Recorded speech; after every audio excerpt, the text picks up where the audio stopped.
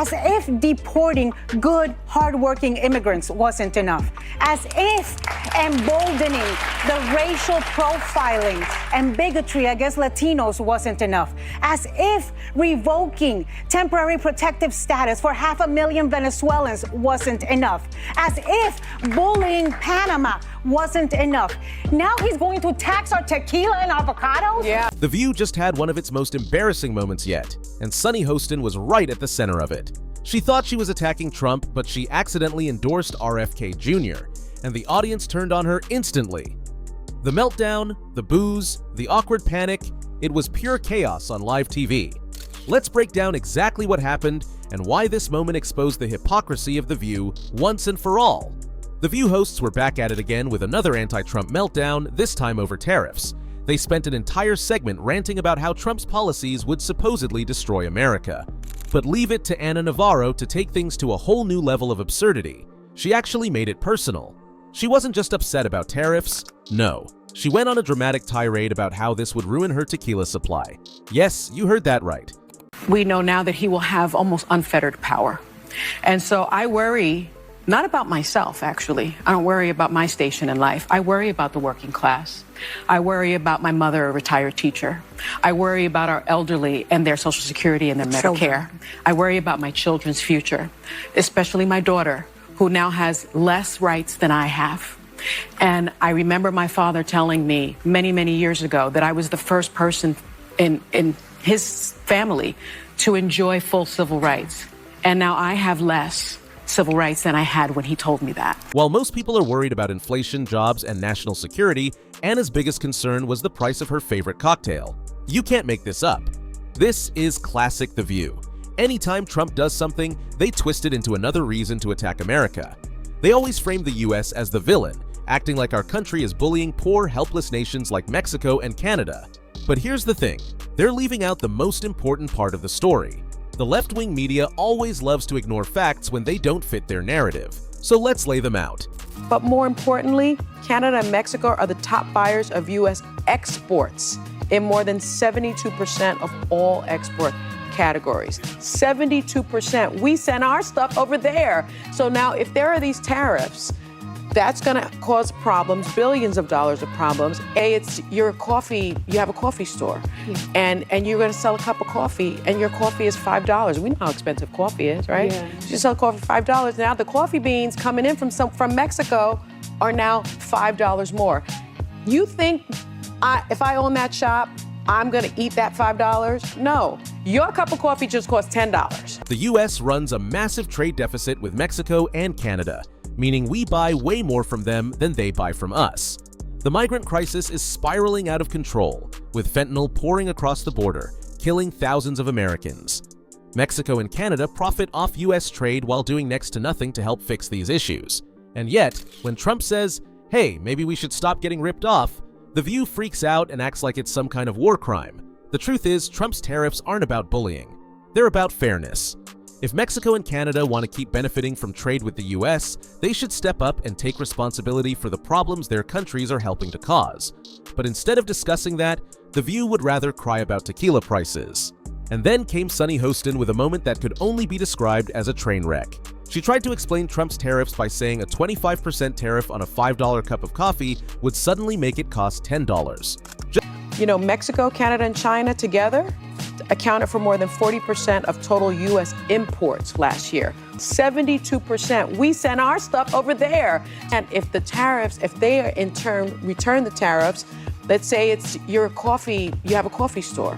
Your cup of coffee just costs $10. Well, and that's the deal. Sunny, when you Just think about that for a second. A 25% increase somehow doubling the price? It's basic math, Sunny. This isn't just a slip-up. It exposes a bigger problem with these so-called educated elites. They go to fancy colleges, get degrees, and then think they know everything. But when it comes to real-world issues, they can't even wrap their heads around simple economics. Sunny is a perfect example of this. Then Whoopi Goldberg jumped in with her usual virtue signaling. She argued that America shouldn't demand fair trade deals because it might make other countries not like us. Seriously? Whoopi's more worried about our international popularity than she is about protecting American jobs and security. To point out that there is a reason people don't really take a lot of our things that we export, because the quality of what we put out has not always been the best. And I have to say, even the conservative media is warning about the price Americans are going to pay for this. So, I mean, everybody say, hey, this is a bad idea, this is a bad idea, this is a bad idea. But The View's hosts are so desperate to make America look weak, they can't even fathom the idea of standing up for ourselves. It's like they're more concerned with how we're perceived than with actually solving problems. Then came the moment that broke The View. Sunny Hostin accidentally said, maybe RFK Jr. can fix that. And for a split second, you could feel the entire show glitching like a broken computer. The audience froze. Should they clap? Should they boo? Their brains couldn't process what just happened.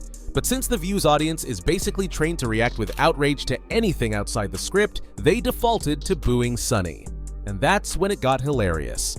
Whoopi shifted in her chair uncomfortably. Joy Behar looked like she just swallowed a lemon.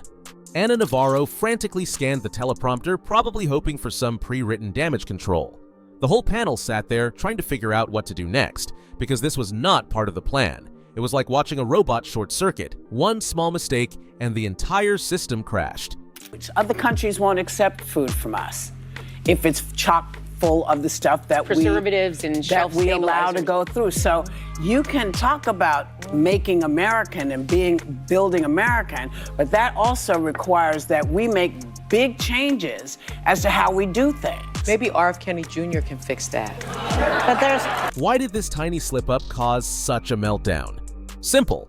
The media has spent months painting RFK Jr. as a dangerous lunatic. The View has been hammering the narrative that RFK Jr. is dangerous, a conspiracy theorist, and a threat to democracy. Their audience has been conditioned to react negatively to his name without even thinking. So when Sunny, even jokingly, suggested RFK Jr. might actually be right about something, the crowd had no idea how to respond. Sunny immediately tried to backpedal, but it was too late. The damage was done.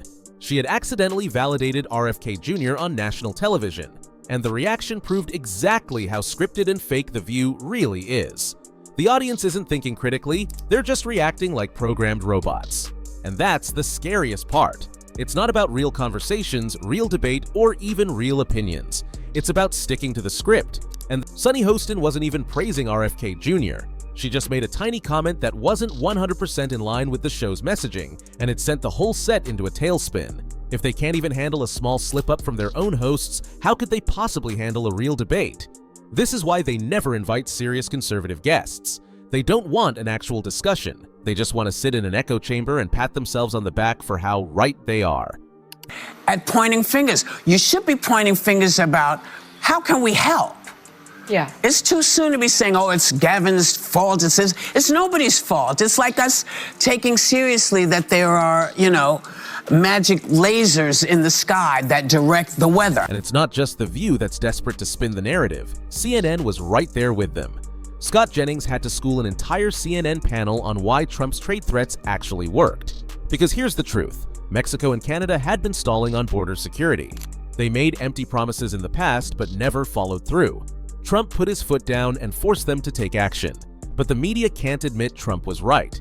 So instead, they tried to twist the facts, claiming Mexico and Canada were already doing these things. Except they weren't, until Trump gave them no other choice. It's the same pattern every time. Trump takes action, it works, and then the media scrambles to downplay it or rewrite history. Because the one thing they can never do is admit that Trump's tough approach actually gets results. At the end of the day, this wasn't just an embarrassing moment for The View, it was a complete exposure of their hypocrisy. They claim to be a serious talk show, yet they can't even handle real discussions. They pretend to be informed, yet they don't even understand the policies they criticize.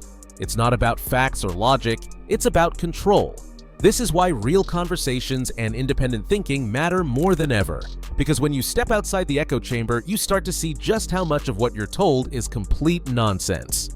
If you enjoyed this breakdown, make sure to subscribe and stay tuned for the next video.